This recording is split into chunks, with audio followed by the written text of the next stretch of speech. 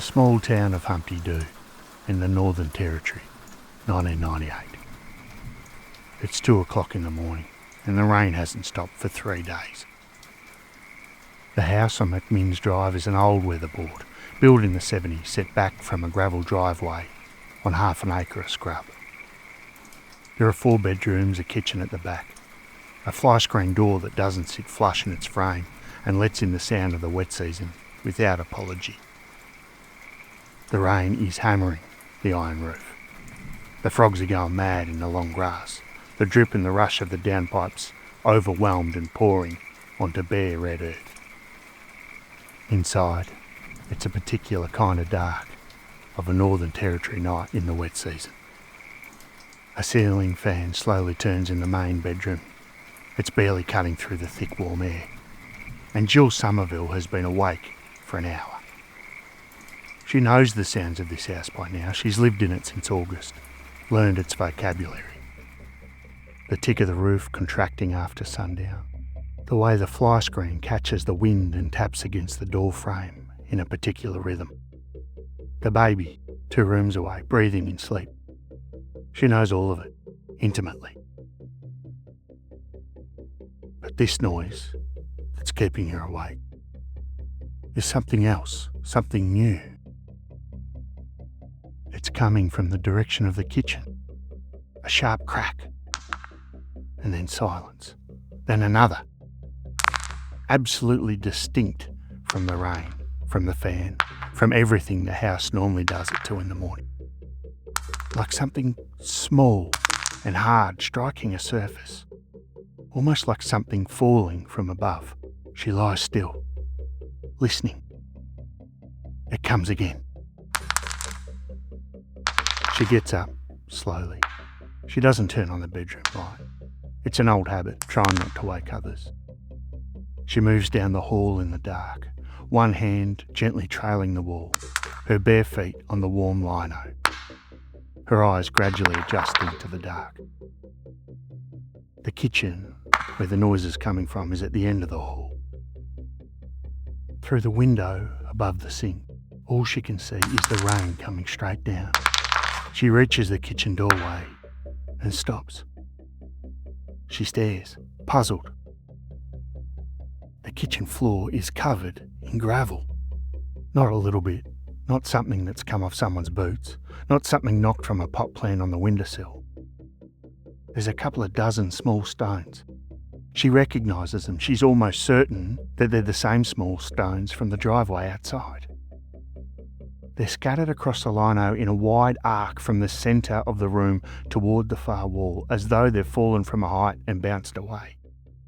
As though something has dropped them from directly above. She turns on the kitchen light.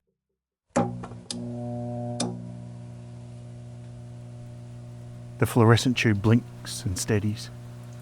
She looks up, but the ceiling is intact, the plaster is unbroken. There's no hole, no crack. No gap in the cornice where the wall meets the roof, nothing. Just an ordinary ceiling. Slightly water-stained at one corner from an old leak, but looking exactly as it has looked since August. She stares back down at the floor and notices that the stones are dry. Outside, the rain has been coming down in sheets, has done for days, and yet these stones are all bone dry.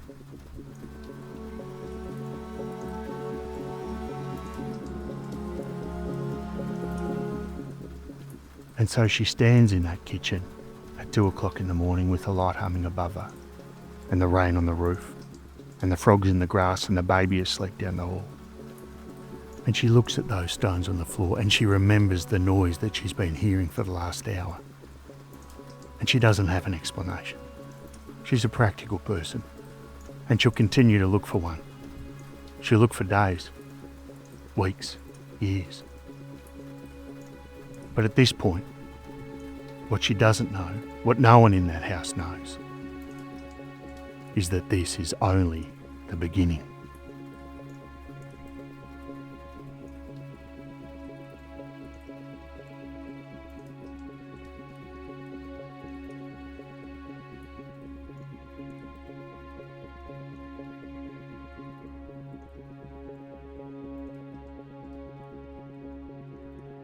G'day, I'm your storyteller, Mark, and welcome back to Struth. On today's episode we travel to the top end, Australia's Northern Territory, and analyse one of the most famous poltergeist cases this country's ever seen. You could have heard the episode a week ago, mind you, if you're a member of Struth Premium, if that's something that you're interested in. Early release episodes without any ads, and also a bonus episode each week. Click the link in the description that accompanies this episode. But anyway, enough of that waffle, back to the story.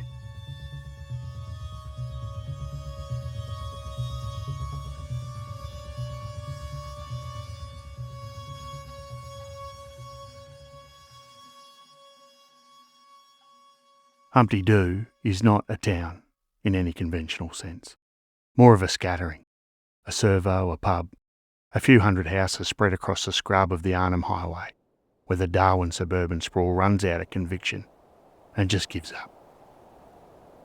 It's saltwater country, Larrakia land to the north, Woolnar and Jerramunga country stretching toward the Adelaide River Plain. In the wet season, the highway floods, the mango trees drip, and the heat sits on everything like a wet cloth. The house on McMinns Drive had been built in 1972 by a Greek-Australian builder named Stavros Kanaris.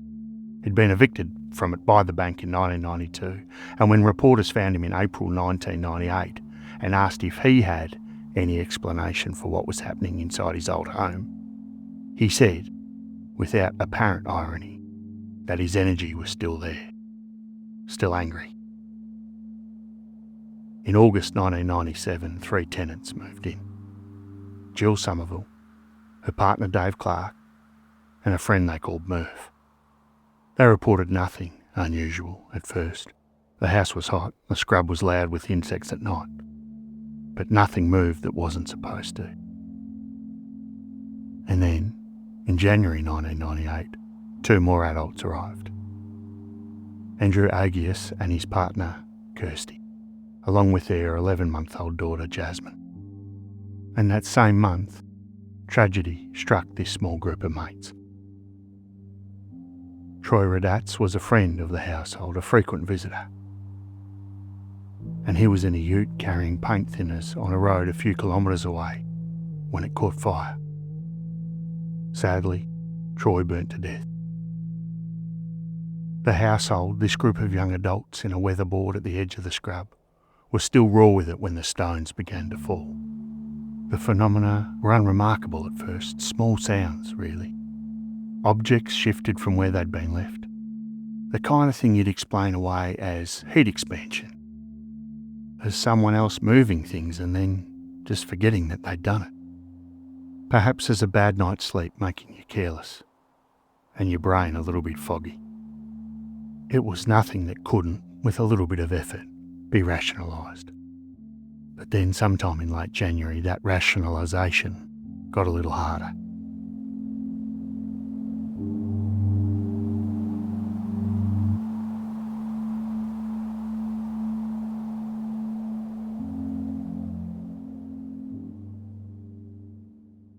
Knives turned up in rooms where no knives had been left. A kitchen knife found standing upright in the hallway carpet. A skinning knife discovered on a bedroom windowsill facing the glass. No one had put them there. And remember, they'd just lost a close friend in a horrific manner. This wasn't the time for pranks. The gravel too continued to fall. The small stones from the driveway, they knew them by sight, by the particular reddish dust that clung to them. They were appearing on the kitchen floor, on bedroom floors, occasionally on the top of furniture. Sometimes just a few, sometimes dozens. And they were always bone dry. Andrew began sweeping them up each morning like a regular chore that had to be done. And by the afternoon, there'd be more. And then the messages started to appear. They found the first one on the kitchen floor one morning in late February. Gravel stones arranged with a deliberateness that stopped Andrew mid-step. Letters, uneven, childlike but unmistakable. It was a word. Troy. They stood around it without speaking for a long moment. Troy Radatz had been dead for less than 6 weeks. More messages followed over the coming days, picked out in the driveway stones on the kitchen lino. Occasionally in Scrabble tiles from a set no one could remember anyone playing. Fire, one read. Skin. Car. Help. The investigators who would later examine the case noted, not particularly challengingly, that fire, skin and car all carried plausible reference to the way Troy had died. Burning in a vehicle carrying paint thinners. Whether that connection was meaningful, or whether grieving people in a frightened household were finding meaning in random arrangements, is not a question the record can easily answer. Kirsty soon noticed, and the others all confirmed, that the activity intensified in her presence. Not exclusively, the knives appeared regardless, the gravel fell when any of them were home, but the frequency climbed when Kirsty was in a room. Objects moved closer to her. Things fell in her direction. She became, in the household's private language for it, the one it wanted. The members of the household tried to understand it on their own terms first. They told themselves the heat did strange things to materials, that the territory wet, with its pressure and its damp, worked on an old house in ways that produced sounds and movements that seemed inexplicable but weren't. They moved furniture about to see if they could find anything. They checked for rats in the ceiling. They examined the roof thoroughly. They looked for holes in the plaster. They found nothing. They swept up that gravel and swept it up again and told each other there was a rational explanation waiting, just slightly out of reach, and that they would soon find it. But by March, they'd stopped telling each other that, and they decided it was time to call the priests.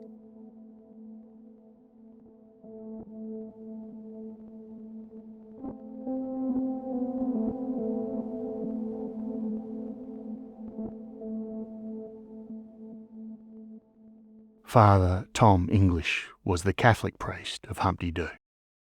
He was not a man given to dramatic statements. When the residents of McMinns Drive first came to him, he listened carefully, asked practical questions, and agreed to visit. In total, he came to the house on 4 separate occasions. On the first visit, as he crossed the threshold, a pistol cartridge fell at his feet. On the second, a medicine bottle flew out of an empty room as he stood in the hallway. On the third, he blessed the house with holy water and spoke the words of Catholic exorcism, and the house responded by shattering windows and hurling his Bible and crucifix against the wall. After his 4th visit, Father English agreed to an interview with ABC Radio Darwin. He did not reach for comfortable explanations. He said plainly what he had seen. A second priest came from St Mary's Cathedral in Darwin, Father Stephen.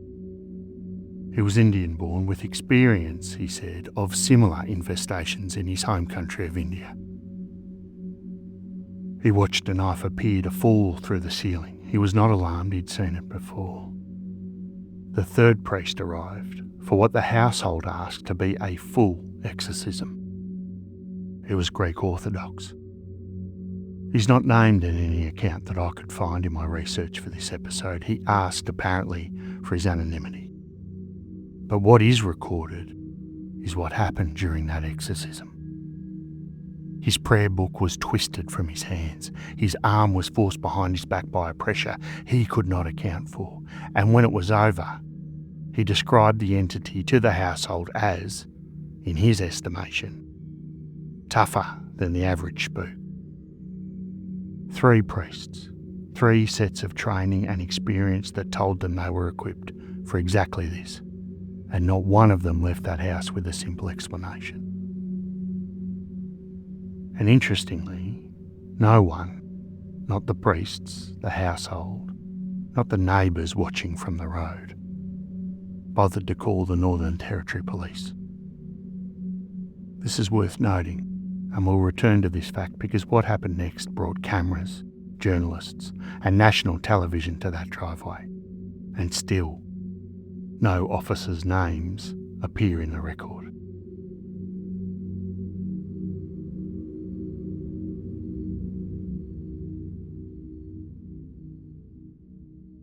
And here's something that Australia tends to forget about itself. It has a long relationship with this particular kind of story. This isn't just something that happens in Victorian England. Listeners who've been with Struth for a while will remember our episode on the Guyra Poltergeist. Strange happenings in 1921 that paralysed a small New South Wales town for weeks. The true armed vigilante patrols, and ended up in the Parliament of New South Wales. If you haven't heard that case, it's well worth going back. But just a short recap. The Bowen family's weatherboard cottage outside Guyra became the centre of a stone-throwing outbreak that drew New South Wales police, spiritualists from Sydney, and up to 80 armed men that stood guard in the paddock outside. The focus of this activity seemed to be 12-year-old Minnie Bowen. Also important to note that the Bowen family had recently lost a child, and the stones, like the stones at Humpty Doo, fell through intact roofs and landed dry in wet weather. These parallels between Guyra in 1921 and Humpty Doo in 1998 are striking enough to be worth naming, but the differences matter too. At Guyra, New South Wales police constables were stationed inside the house. A formal record exists. At Humpty Doo, 77 years later, with 5 fixed cameras and a thermal imaging rig, no official body ever properly investigated. Make of that what you will. And at Guyra, the focus of the activity was a child under enormous stress. A profile that parapsychologists call an RSPK agent, or recurrent spontaneous psychokinesis. Humpty Doo had no adolescent living there at the time. Its closest equivalent was Kirsty, a young woman, but in her mid-20s. And she was in grief, in a house where strange things seemed to follow her from room to room. And that's the tradition that surrounds this case. But let's get back to our story and talk about what the press found when they walked through the door.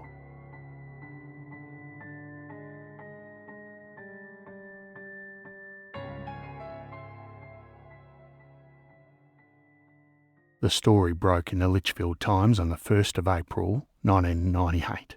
The date is not incidental, and several Sydney producers would later find it very useful. The editor of the Times, Jack Ellis, and 2 of his reporters visited McMinns Drive and witnessed what one investigator later described as an extended series of objects falling, appearing, and moving under conditions that the journalist could not readily explain. The paper ran stories across 4 consecutive weeks. They were local, modest. There was no national splash. Yet.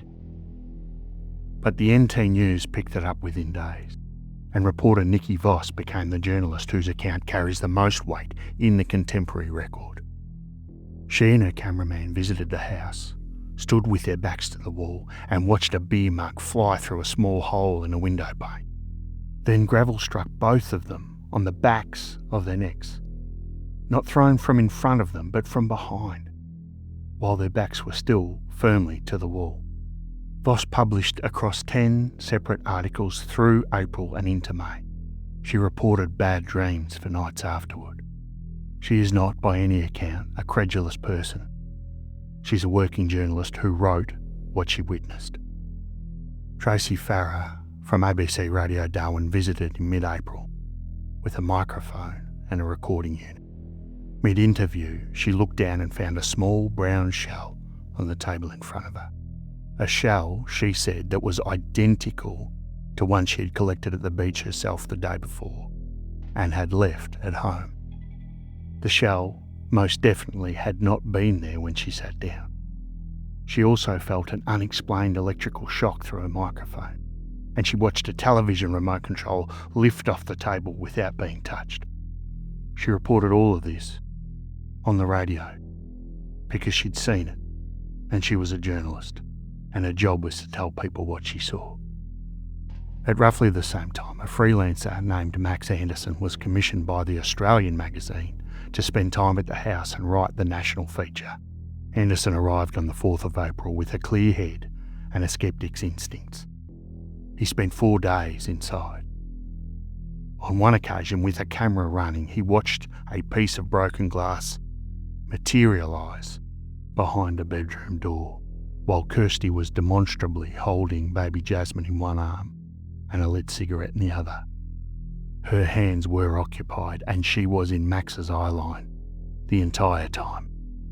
He filed his story, and the Australian magazine ran it on the 9th of May under the headline, Ghost Rider.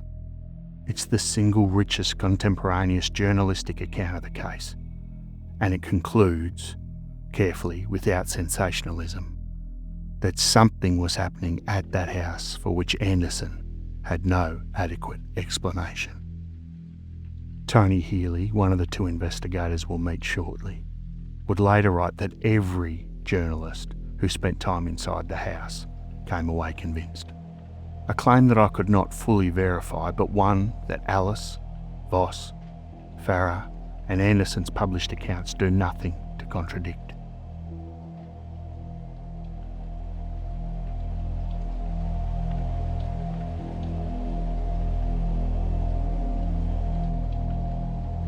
Channel 7's Today Tonight arrived at McMinns Drive in the second week of April. For listeners outside Australia, Today Tonight occupied the 6:30 time slot on weeknights, sandwiched between the news and the evening's entertainment. It was populist, it was fast, and it understood its audience intimately. Everyday Australians who wanted their stories told plainly and their outrage validated before dinner. There was weight loss scams and dodgy tradies, celebrity feuds, the occasional ghost. But it was not, by temperament or by design, a program that dwelled in ambiguity. Every story had a familiar shape and a fixed resolution, and that resolution had to present itself before the final ad break. It was also, in 1998, one of the most watched programs on Australian television, and when Today Tonight arrived at your door, the entire country was watching. The crew arrived with what was, for a current affairs program at least, an extraordinary level of hardware. 5 fixed cameras mounted throughout the house, a thermal imaging unit, a FLIR camera that had to be flown up from Brisbane specifically for the job. The operator of that camera, Brendan Gowdy, monitored the feed around the clock. Anchor Peter Luck fronted the story and reporter Greg Quayle was on the ground. The residents received approximately $5,000 for exclusive access. 7 filmed there for a week. The entity, for its part, seemed to have very strong opinions about this arrangement. Messages began appearing on walls and floors during the crew stay.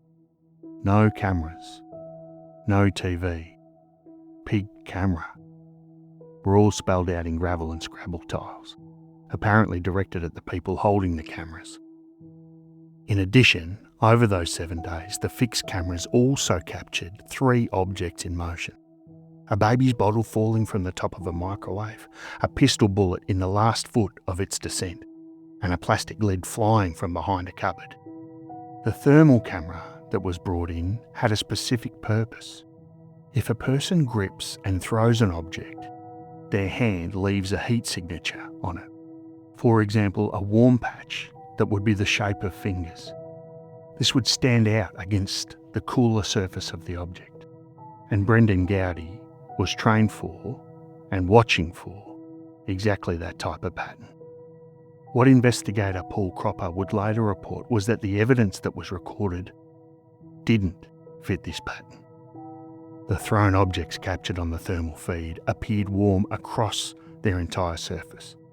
No localised handprint, no point of contact, just uniform warmth. A recently handled object leaves a telltale mark. These, Cropper argued, bore none.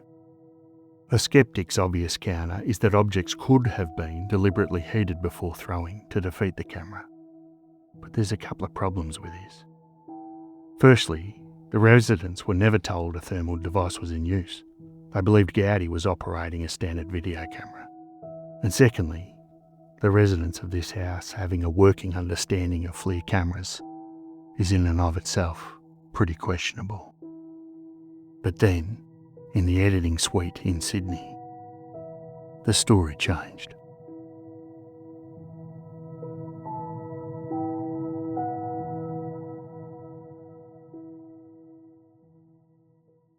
A producer reviewing footage identified what he read as a reflection. Kirsty Agius, clearly seen in a window or a glass surface, apparently throwing an object over the head of a cameraman. The Sydney team in the editing room quickly pivoted. This ghost story became a hoax expose.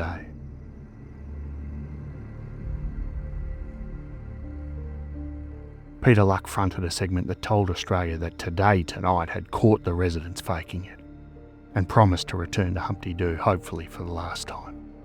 Kirsty Agius, when confronted, briefly admitted throwing one object. She said she'd done it to be believed, that the phenomena had been real, and she'd felt that no one was going to accept it unless she helped. The next day, though, she retracted that admission and denied everything. Max Anderson, who was in the house during Seven's shoot, later wrote that Kirsty almost certainly did throw at least one object for the cameras. Paul Cropper, whose later investigation was the most systematic on record, concedes the same point. The partial hoax, in other words, is probably real. But Cropper's final position, and Anderson's, is that a partial hoax cannot explain the full record. Another theory, a ceiling fan theory, that objects were balanced on fans to fly out when switched on, also can't account for events occurring with the fans off, or for objects that fell in rooms where no fan was running, or for phenomena witnessed while Kirsty was demonstrably occupied. The $5,000 fee, offered as a motive for fabrication, was also trivial, and the gravel messages had been telling the cameras to leave for weeks. But Today Tonight's hoax segment did what current affair programs do. It closed the story, nice and neat, just in time for another episode of Home and Away. It didn't, however, solve this mystery.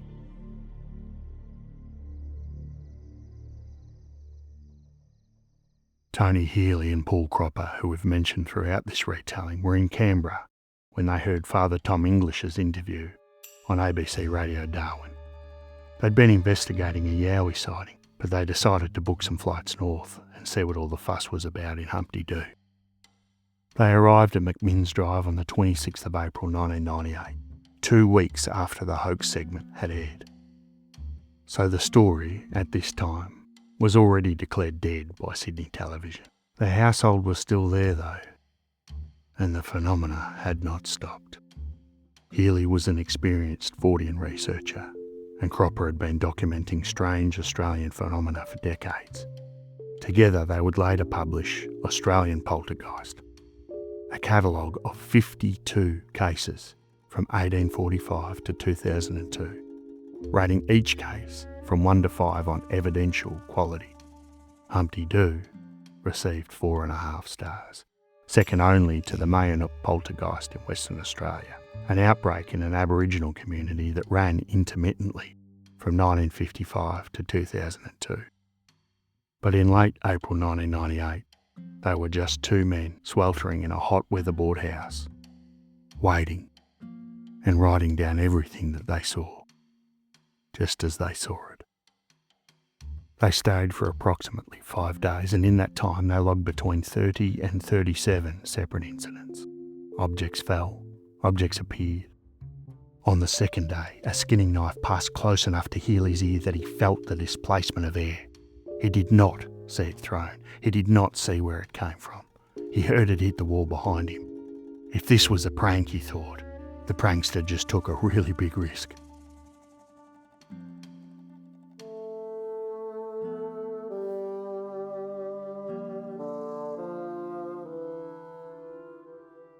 On another afternoon, Healy and Kirsty were sitting at the kitchen table.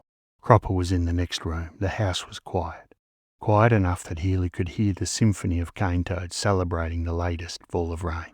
The sound of Cropper scribbling away in his notepad and shuffling in his chair. Kirsty had picked up a newspaper. She clearly had both hands on it, holding it open, reading. Healy was watching her.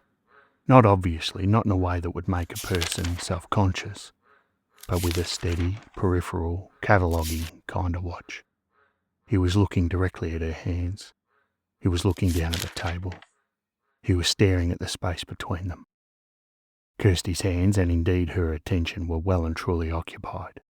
And then a brass plug fell out of the air between them and struck the kitchen table with a hard, flat crack. It bounced once, rolled 3 inches, and stopped. Neither of them had moved. There was nothing above the table. No shelf, no fitting, no fixture from which a brass plug could have worked itself loose and fallen. Healy looked up anyway, the ceiling intact. He looked at Kirsty. She was still holding that newspaper. She looked back at him.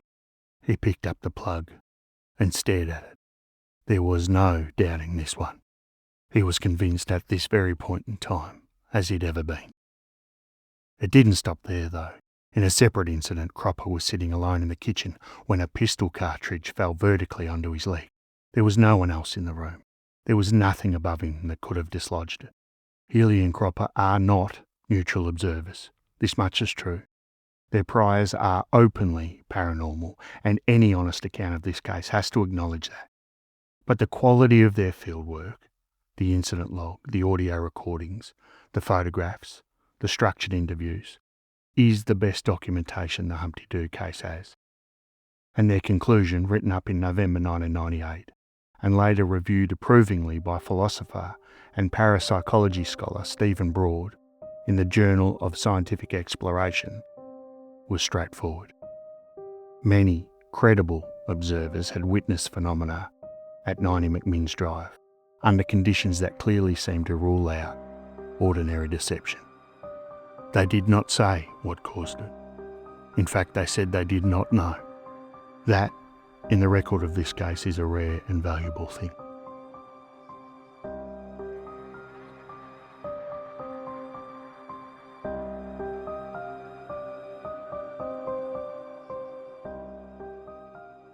The tenants walked out in early May 1998. They didn't make an announcement. They didn't hold a press conference. They packed what they had, got in their cars, and drove away from 90 McMinns Drive.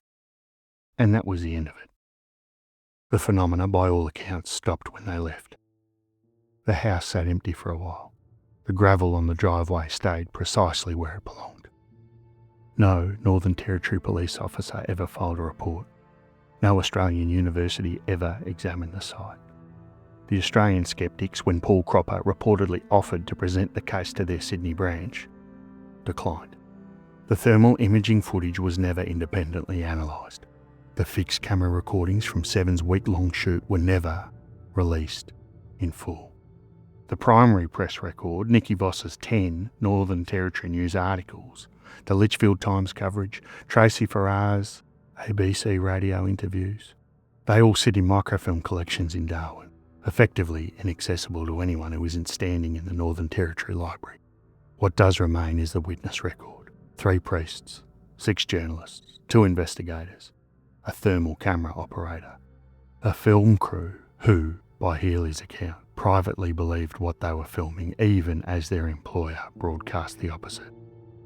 Roughly 30 people in total who went to a house in the scrub outside Darwin and came back unable to fully explain what they'd seen. And one partial admission that a young woman in grief threw one object for a camera because she felt she wasn't going to be believed.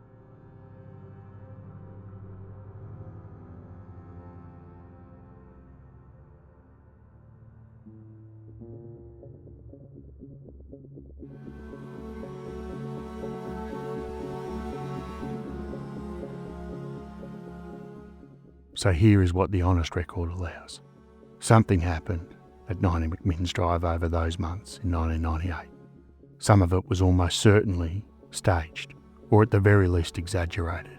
or coloured by exhaustion and grief and the particular distortions that come from living in a house under siege.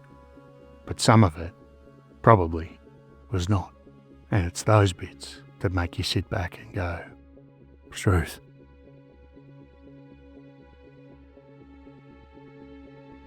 Thanks again for listening to another episode of Struth. I hope you enjoyed this one. Next week we're out on the open ocean. And just another reminder, if you haven't already, make sure you hit subscribe. Make sure you tell a friend. Give us a 5-star rating, all that sort of stuff. It does make a huge difference. Thanks again for listening. I'll catch you next week.